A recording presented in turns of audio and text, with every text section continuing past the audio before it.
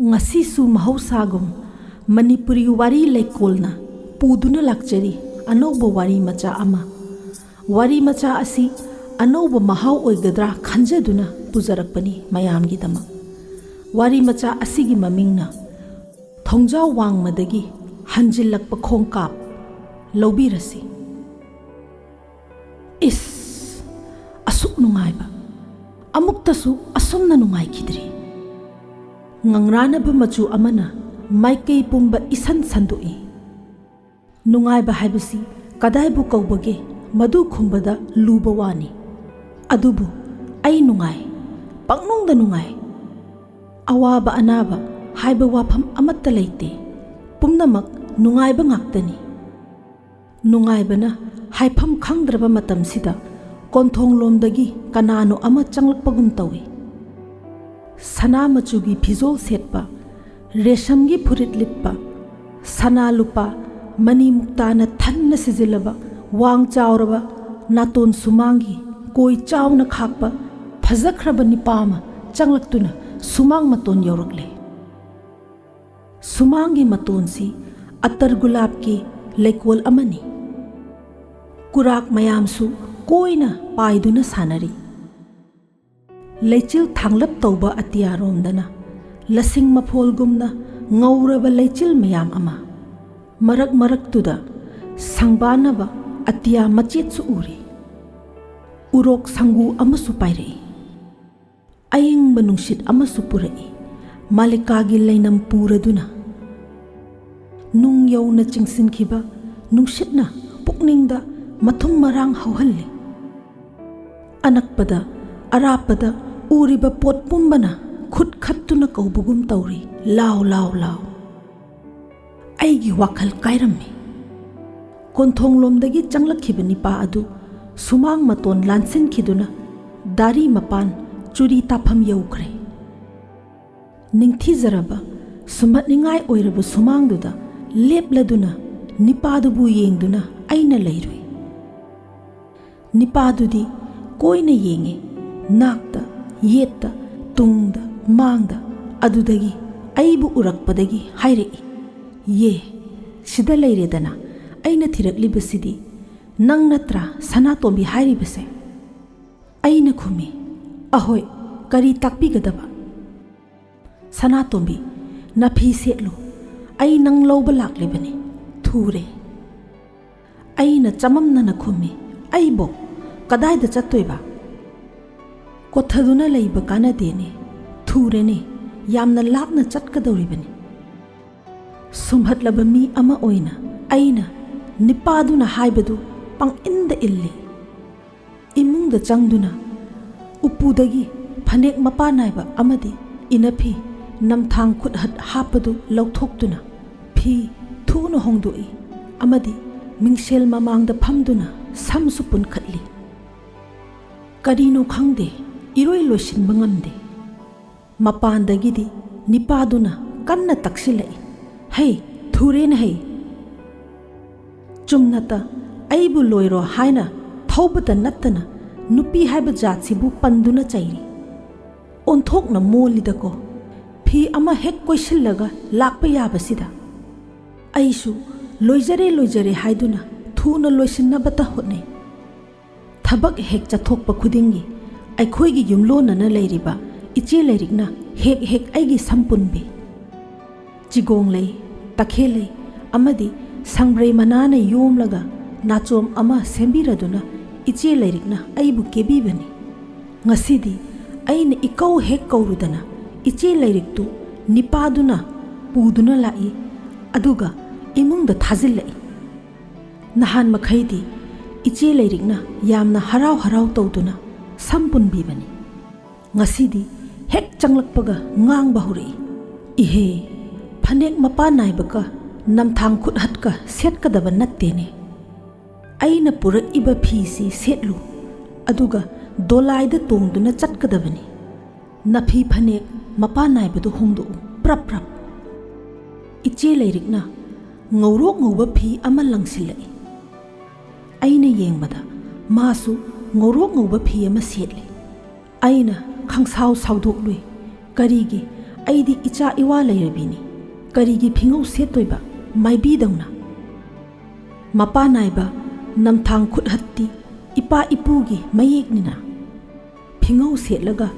ꯃꯈꯣꯏ ꯄꯥꯕꯨꯡ ꯑꯃꯗꯤ ꯏꯆꯥ ꯃꯌꯥꯝ ꯎꯔꯕꯗꯤ ꯃꯥꯏꯕꯤ ꯃꯥꯜꯂꯤ ꯍꯥꯏꯗꯨꯅ ꯅꯣꯛꯅꯅꯕ ꯏꯆꯦ ꯂꯩꯔꯤꯛꯅ ꯁꯥꯎꯅ ꯍꯥꯏꯔꯛꯏ ꯍꯩ ꯍꯩ ꯂꯥꯎꯅ ꯉꯥꯡꯒꯅꯨ ꯅꯪꯅ ꯆꯠꯀꯗꯣꯏꯁꯦ ꯑꯇꯣꯞꯄ ꯌꯥꯎꯕ ꯌꯥꯕ ꯅꯠꯇꯦ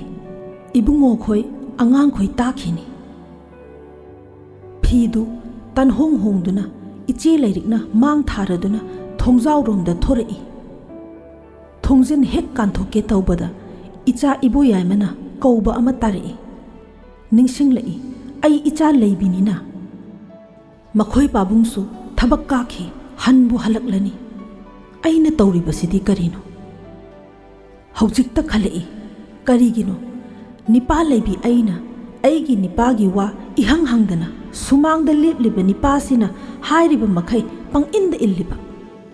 ꯁꯥꯟꯅꯕ ꯆꯠꯈꯤꯕ ꯏꯆꯥ ꯃꯌꯥꯝꯁꯨ ꯆꯔꯥ ꯋꯥꯟꯒꯦ ꯍꯥꯏꯔꯅꯤ ꯑꯩꯅ ꯂꯣꯏꯅ ꯀꯥꯎꯊꯣꯛꯎꯔꯤꯕ ꯀꯔꯤꯒꯤꯅꯣ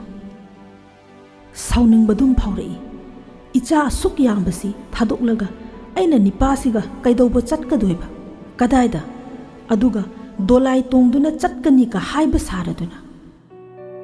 ꯏꯆꯦ ꯂꯩꯔꯤꯛꯅ ꯀꯗꯥꯏꯗꯒꯤ ꯑꯃꯨꯛ ꯌꯥꯎꯁꯜꯂꯛꯂꯤꯕ ꯊꯣꯡꯖꯥꯎ ꯋꯥꯡꯃꯗ ꯊꯥꯡꯗꯣꯛꯂꯨꯔꯕ ꯈꯣꯡꯀꯥꯞ ꯑꯗꯨ ꯏꯃꯨꯡꯗ ꯑꯃꯨꯛ ꯍꯟꯖꯤꯜꯂꯒ ꯆꯨꯔꯤ ꯇꯥꯐꯝꯗ ꯂꯦꯞꯇꯨꯅ ꯉꯥꯏꯔꯤꯕ ꯅꯤꯄꯥꯗꯨ ꯇꯥꯅꯅꯕ ꯍꯥꯏ ꯑꯩ ꯅꯤꯄꯥ ꯂꯩꯕꯤꯅꯤ ꯏꯆꯥꯒ ꯁꯥꯃꯨꯃꯨꯛ ꯆꯥꯎꯕ ꯃꯌꯥꯝ ꯑꯃ ꯊꯟꯅ ꯂꯩꯕ ꯖꯥꯠꯅꯤ ꯀ ꯍꯥꯏꯕꯁꯤꯕꯨ ꯈꯪꯗꯕ ꯖꯥꯠꯂꯥ ꯀꯔꯤ ꯊꯣꯛꯏ ꯍꯥꯏꯗꯨꯅ ꯇꯧ ꯁꯥꯔꯤꯕꯅꯣ ꯊꯨꯅ ꯆꯠꯄꯤꯈꯤꯕꯅ ꯐꯅꯤꯀꯣ ꯑꯩꯅ ꯆꯩꯕꯗꯨ ꯇꯥꯕꯗꯒꯤ ꯅꯤꯄꯥꯗꯨ ꯏꯆꯦ ꯂꯩꯔꯤꯛ ꯄꯨꯔꯗꯨꯅ ꯀꯣꯟꯊꯣꯡ ꯂꯥꯟꯊꯣꯛꯈ꯭ꯔꯦ ꯑꯩꯗꯤ ꯂꯩꯍꯧꯔꯦ ꯏꯆꯥ ꯏꯕꯣꯌꯥꯏꯃꯅ ꯑꯁꯨꯛ ꯌꯥꯝꯅ ꯀꯧꯔꯤꯕꯁꯤꯅ ꯀꯗꯥꯏꯗꯅꯣ ꯑꯩ ꯏꯃꯨꯡꯗ ꯆꯪꯂꯛꯏ ꯍꯧꯖꯤꯛꯇ ꯏꯆꯥ ꯎꯕ ꯐꯪꯂꯛꯏ ꯑꯩ ꯐꯃꯨꯡꯗ ꯍꯤꯞꯂꯝꯃꯤ ꯏꯆꯥ ꯏꯕꯣꯌꯥꯏꯃꯅ ꯏꯃꯥ ꯏꯃꯥ ꯍꯥꯏꯅ ꯀꯧꯔꯗꯨꯅ ꯏꯁꯤꯡ ꯆꯥꯏꯗꯨꯅ ꯂꯩꯔꯝꯃꯤ ꯃꯣꯟꯁꯤ ꯏꯆꯣꯠ ꯆꯣꯠꯂꯤ ꯃꯤꯠꯁꯤ ꯄꯥꯡꯊꯣꯛꯂꯕꯁꯨ ꯃꯁꯦꯟ ꯃꯔꯥꯡ ꯑꯣꯏꯅ ꯎꯏ ꯃꯌꯦꯛ ꯏꯁꯦꯡ ꯁꯦꯡꯗꯦ ꯃꯈꯣꯏ ꯄꯥꯕꯨꯡꯒ ꯇꯥꯏ ꯄꯨꯟꯕ ꯅꯤꯄꯥ ꯑꯃꯒ ꯂꯦꯞꯇꯨꯅ ꯂꯩ ꯇꯥꯏ ꯄꯨꯟꯕ ꯅꯤꯄꯥꯗꯨꯅ ꯃꯈꯨꯠꯇ ꯁꯎꯟꯒꯤ ꯕꯦꯛ ꯑꯃ ꯄꯥꯏꯔꯤ ꯅꯥꯀꯜ ꯌꯦꯠꯂꯣꯝ ꯃꯥꯏꯔꯣꯝꯗ ꯏꯆꯥ ꯃꯌꯥꯝ ꯏꯀꯣꯏ ꯀꯣꯏꯅ ꯐꯃꯨꯡꯗ ꯐꯝꯂꯤ ꯏꯆꯥ ꯏꯕꯦꯝꯍꯜꯅ ꯃꯄꯤ ꯇꯩꯊꯣꯛꯄꯒꯨꯝ ꯎꯏ ꯃꯈꯣꯏ ꯄꯥꯕꯨꯡꯅ ꯍꯥꯏꯔꯛꯏ ꯁꯅꯥ ꯗꯥꯛꯇꯔꯗ ꯆꯠꯁꯤꯗꯅ ꯑꯩꯅ ꯈꯨꯝꯃꯤ ꯑꯩ ꯀꯩꯁꯨ ꯇꯧꯗꯦ ꯏꯆꯥꯁꯤꯡꯒꯤ ꯃꯅꯥꯛꯇ ꯑꯗꯨꯝ ꯂꯩꯖꯒꯦ ꯑꯩ ꯆꯠꯆꯔꯣꯏꯗ ꯁꯎꯟꯒꯤ ꯕꯦꯛ ꯄꯥꯏꯕ ꯅꯤꯄꯥ ꯑꯗꯨ ꯄꯨꯊꯣꯛꯇꯨꯅ ꯃꯈꯣꯏ ꯄꯥꯕꯨꯡ ꯊꯣꯛꯈ꯭ꯔꯦ ꯁꯨꯃꯥꯡꯗꯒꯤ ꯒꯥꯔꯤ ꯑꯃ ꯊꯧꯈꯤꯕꯒꯤ ꯃꯈꯣꯜ ꯇꯥꯏ ꯑꯩꯅ ꯍꯥꯏꯔꯝꯃꯤ ꯅꯈꯣꯏ ꯂꯣꯏꯅ ꯁꯤꯗ ꯂꯩꯔꯤꯕꯁꯤꯕꯨ ꯀꯩꯗꯧꯔꯕꯒꯦ ꯑꯩꯕꯨ ꯀꯩꯗꯧꯔꯨꯔꯕꯒꯦ ꯏꯆꯥ ꯏꯕꯦꯝꯍꯜꯅ ꯈꯨꯝꯂꯛꯏ ꯏ ꯍꯥꯊꯗꯨꯅ ꯏꯃꯥ ꯒ꯭ꯌꯥꯟ ꯇꯥꯔꯨꯗ꯭ꯔꯦ ꯄꯥꯕꯨꯡꯅ ꯗꯥꯛꯇꯔꯗ ꯄꯨꯈꯠꯀꯅꯤ ꯍꯥꯏꯗꯨꯅ ꯇꯧꯔꯨꯔꯕꯅꯤ ꯂꯩꯀꯥꯏꯒꯤ ꯑꯍꯜ ꯏꯅꯦ ꯀꯥꯃꯤꯅꯤꯁꯨ ꯌꯥꯎꯔꯤ ꯍꯪꯂꯛꯏ ꯏꯕꯦꯝꯃ ꯅꯁꯥ ꯈꯔ ꯅꯨꯡꯉꯥꯏꯔꯕ꯭ꯔꯥ ꯑꯩꯅ ꯈꯨꯝꯃꯤ ꯏꯅꯦ ꯍꯣꯏ ꯑꯁꯤꯕ ꯄꯨꯊꯣꯔꯛꯄꯒꯤ ꯃꯈꯣꯜ ꯑꯃ ꯇꯥꯏ ꯀꯅꯥ ꯂꯩꯇꯕ ꯌꯥꯎꯕꯅꯣ ꯑꯩꯅ ꯅꯥ ꯊꯥꯡꯒꯠꯇꯨꯅ ꯇꯥꯕꯗꯨ ꯎꯔꯨꯔꯒ ꯏꯅꯦ ꯀꯥꯃꯤꯅꯤꯅ ꯁꯣꯜꯂꯛꯏ ꯑꯣ ꯑꯣꯟꯊꯣꯛꯄꯅꯤꯗ ꯃꯈꯥꯔꯣꯝꯒꯤ ꯂꯩꯔꯤꯛꯅꯤꯅꯦ ꯀꯩꯊꯦꯜ ꯀꯥꯅꯤ ꯍꯥꯏꯗꯨꯅ ꯀꯥꯈ꯭ꯔꯒ ꯒꯥꯔꯤꯅ ꯊꯦꯡꯕꯅꯤ ꯍꯥꯏ ꯂꯩꯈꯤꯗ꯭ꯔꯦꯅꯦ ꯃꯆꯥ ꯃꯋꯥꯒ ꯂꯣꯏꯅ ꯍꯨꯟꯗꯣꯛꯂꯝꯗꯨꯅ ꯃꯥꯗꯤ ꯑꯋꯥꯕ ꯀꯣꯛꯈ꯭ꯔꯦꯗꯣ ꯀꯔꯤ ꯍꯥꯏꯕ ꯏꯆꯦ ꯂꯩꯔꯤꯛꯄꯣ ꯏꯁ ꯉꯥꯏꯍꯥꯛꯀꯤ ꯃꯃꯥꯡꯗ ꯁꯤꯗ ꯂꯥꯛꯂꯝꯃꯤ ꯅꯤꯄꯥ ꯑꯃꯒ ꯑꯩꯕꯨ ꯌꯥꯝꯅ ꯆꯩ ꯊꯥꯡꯂꯝꯃꯤ ꯏꯅꯦ ꯀꯥꯃꯤꯅꯤꯅ ꯍꯪꯂꯛꯏ ꯀꯩꯗꯧꯉꯩꯒꯤ ꯋꯥꯅꯣꯅꯦ ꯅꯪꯅ ꯍꯥꯏꯔꯤꯕꯁꯤꯕꯨ ꯑꯩꯅ ꯍꯥꯏꯔꯝꯃꯤ ꯑꯩꯅ ꯀꯟꯅ ꯇꯨꯝꯊꯔꯨꯕꯗꯨꯗ ꯑꯩ ꯑꯣꯟꯊꯣꯛꯅ ꯅꯨꯡꯉꯥꯏꯔꯝꯃꯤ ꯁꯅꯥ ꯃꯆꯨꯒꯤ ꯐꯤꯖꯣꯜ ꯁꯦꯠꯄ ꯋꯥꯡ ꯆꯥꯎꯔꯕ ꯅꯤꯄꯥ ꯑꯃꯒ ꯏꯆꯦ ꯂꯩꯔꯤꯛꯀ ꯂꯥꯛꯂꯝꯃꯤ ꯑꯩꯕꯨ ꯐꯤꯉꯧ ꯁꯦꯠꯍꯜꯂꯒ ꯗꯂꯥꯏ ꯇꯣꯡꯗꯨꯅ ꯌꯥꯝꯅ ꯂꯥꯞꯅ ꯄꯨꯒꯗꯧꯔꯤꯕꯅꯤ ꯍꯥꯏꯗꯨꯅ ꯆꯨꯔꯤ ꯇꯥꯐꯝꯗ ꯉꯥꯏꯔꯝꯃꯤ ꯏꯆꯥ ꯏꯕꯣꯌꯥꯏꯃꯅ ꯀꯧꯕ ꯇꯥꯔꯛꯇꯨꯅ ꯑꯩꯗꯤ ꯍꯟꯖꯤꯜꯍꯧꯔꯦ ꯏꯆꯦ ꯂꯩꯔꯤꯛꯇꯤ ꯅꯤꯄꯥꯗꯨꯒ ꯆꯠꯈꯤꯕꯅꯤ ꯕꯤष्ꯅꯨ ꯕꯤष्ꯅꯨ इने कामिनीगी मचिंदगी सोनकी। इने कामिनीना हायरई, ओ मादी दलाई तोंदुना चटख्रबोरेदो, फरे नुंगाइना चटचख्रसनु। इने कामिनीना इचा इबेमहलदा येंगदुना हायरई, इबेमा सनामही लेमरेंदा मई कटलुहे, युमगी अकोइबदा चुरीदा खोजु लेखा मई थादो। इने कामिनीना अदुदगी अइगी कोक्ता नांथदुना हायरई, इमौ करिसु तौरोइदा, नचा मयाम असुक यामना लैरिसिबो नंगबु कावब्रो, नचा मयाम अमा योखिदौनी, कैदौना मखोइगा चच्चरुनीगे इमौसिदे। मयाम मरी मरी काइनखरे, नुंगाइरंबा पुंबा इमांग मांखी, पुक येकली थिली तौई, तुमगदबसु हंगोइरे। इचा मयाम अमा कौरदुना हायरमी, नखोय अमत्ता चथोकनो, Imangi नाक्ता लोइना लयुको। पुकनिंगदा खलई, ngaihaki mamangda aina leirambaduna mangla natraga hauzik aina leiribasina mangla khandopam ikhang khangdabagum tawi. Matang asida Manipuri wari leikolna puzarakpa wari macha thongjaw wangmadagi hanjilakpa khongkap loisinjari pumnamakpu khurumjari.